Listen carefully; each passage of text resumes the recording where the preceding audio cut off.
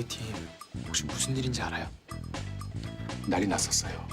김 대리님이 진행하시던 극세사 모니터링 수출 건이요. 이제 와서 바이오 쪽에서 한이유 FTA 조건에 맞춰달라고 했대요. 구두 계약 때 잠깐 나온 얘긴데 김 대리님이 듣고도 놓치셨나 봐요. 한이유 FTA 정식 발효 전이니까 크게 고려하지 않으신 거죠.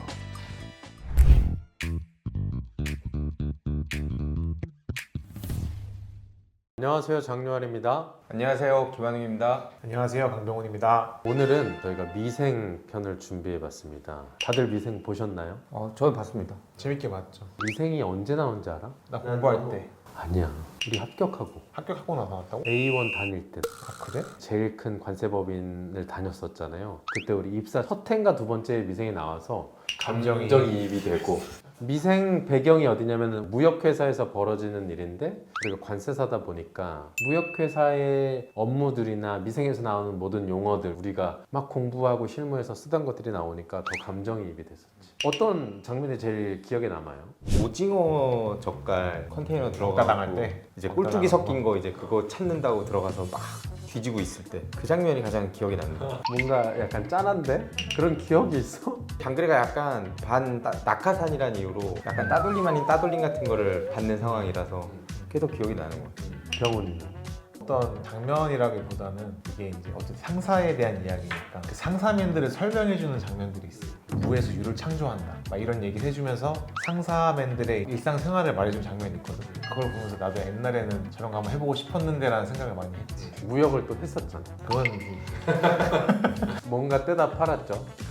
나는 장면보다는 냄새, 배경음악이 몇 개 있잖아. 근데 그 특유의 BGM이 나오면서 장그래나 그 상사맨들이 출근할 때 뭐 커피 냄새, 지하철 냄새, 지하철 소리 이런 거를 생각보다 되게 분위기와 무드를 드라마에서 표현을 잘했거든. 그래서 내가 출근할 때 그 무드에 좀 젖었었던 그 당시 그런 기억이 납니다. 웹툰은 안 봤지? 웹툰 안 봤지? 무슨 안 봤어. 미생 2 나오지 않아? 그런 얘기 못 들었어. 나오면 재밌을 것 같긴 한데 거의 10여 년 만에 이제 미생을 꺼냈는데요. 오늘은 미생에서 나오는 장면을 살펴보면서 저희가 이거를 무역 실무로 이야기해보는 시간을 갖겠습니다. 한번 장면 보실까요? 우리 팀 혹시 무슨 일인지 알아요?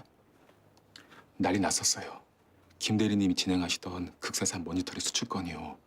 이제 와서 바이오 쪽에서 한이유 FTA 조건에 맞춰달라고 했대요.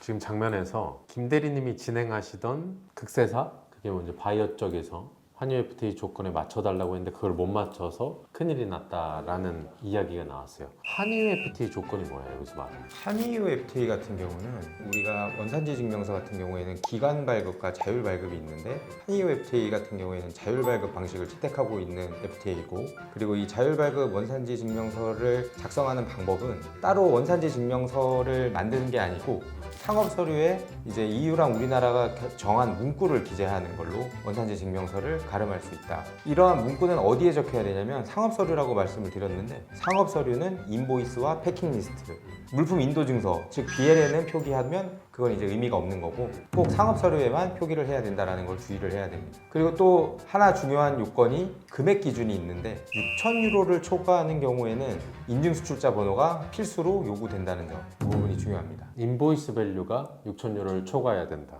우리가 그 하나세안 FTA나 이런 국가들은 원산증명서가 정말 서류로 세관이나 상공회의소에서 발급받잖아요. 한미 FTA도 자율 발급이긴 한데 한미 FTA를 보통 쓰는 서식이 있고 한이유는 명확하게 별도 서식이 없죠. 문구로 넣는 거죠. 문헌이 기재가 근데 지금 이 장면에서 나온 거는 그냥 얼버무려서, 그러니까 우리는 실무적으로는 한일 FTA 조건 이렇게 표현하진 않지만 아마 여기서 말하는 그 조건이라는 게 그걸 거예요. 인증수출자. 인증수출자. 보통 수출을 6,000유로로 넘게 하니까 뭐 자율발급이라고 해도 인증수출자를 요구를 하는 거겠죠. 근데 중요한 거는 문헌을 하나 쓰면은 그걸로 원산지 증명서를 대체할 수 있다라고 말했지만 그 문헌을 하나 쓰기 위해서 우리가 준비해야 되는 서류나 실질적인 요건이 엄청 많은 거죠. 그러니까 결국에는 인증 인증수출자를 취득을 해야 되는데 그 인증수출자를 취득하는 과정, 시간, 필요 서류들이 쉽지는 않다. 비용도 마찬가지고 결국에는 인증수출자는 세관에다 신청해서 획득을 해야 되는 거니까. 이 극 중에서 나중에 이제 취득을 하게 되긴 되는데 이틀인가 3일 만에 취득을 하더라고요. 아 그래요?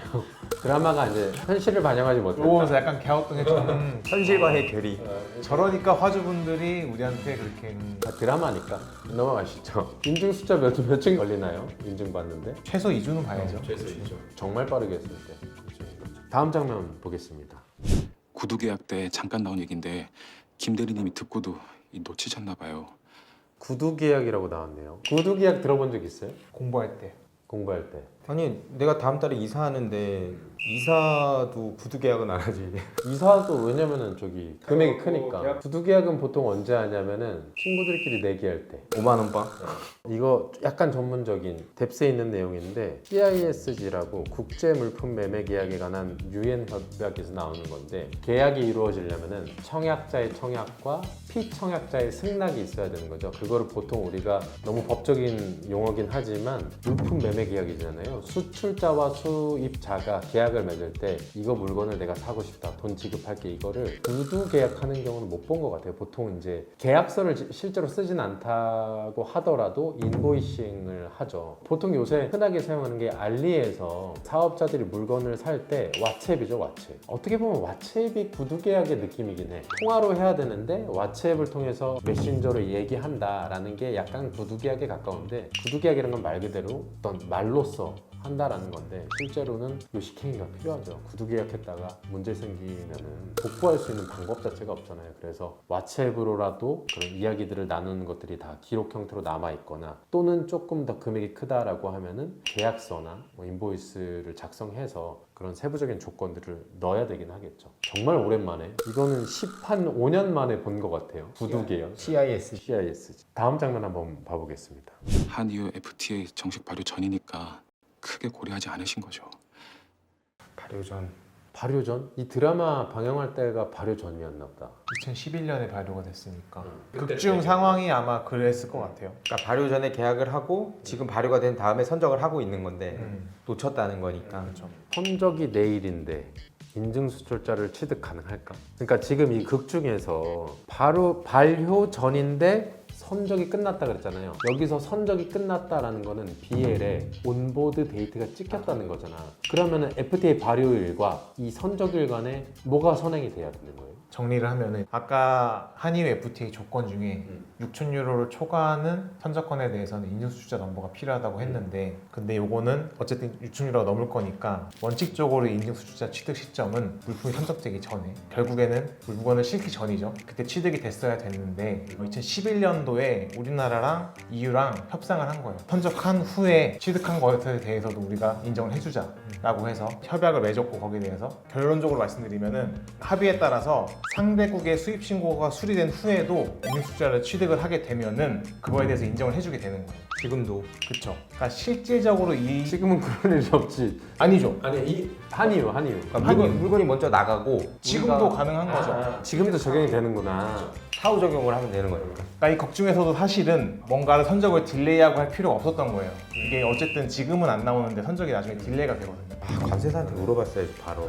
지금 인턴끼리 고민해서 그래. 그렇지. 근데 한유 FT만 이렇게 적용이 되는 건가? 네. 그러면 다른 FT는 이렇게 안 되고. 다른 FTA도 다 협약에 따라 다르겠지만 이렇게 EU 측과 합의를 본 거예요. 우리나라가 11년도 7월에. 더 설명을 드리면 이거는 사후 적용으로 넘어갈 수 있는 얘기인데, 우리나라 같은 경우는 FTA 특례법에서 규정하기를 수입 신고 수리 후 1년 이내에 한해서만 사후 적용을 할 수 있게 됐어요. 근데 EU 같은 경우는 그 기간이 2년입니다. 그러니까 EU에서 통관이 완료된 다음에 2년 내에 우리가 인수자 취득해서 다시 사후 적용을 신청할 수 있는 거예요.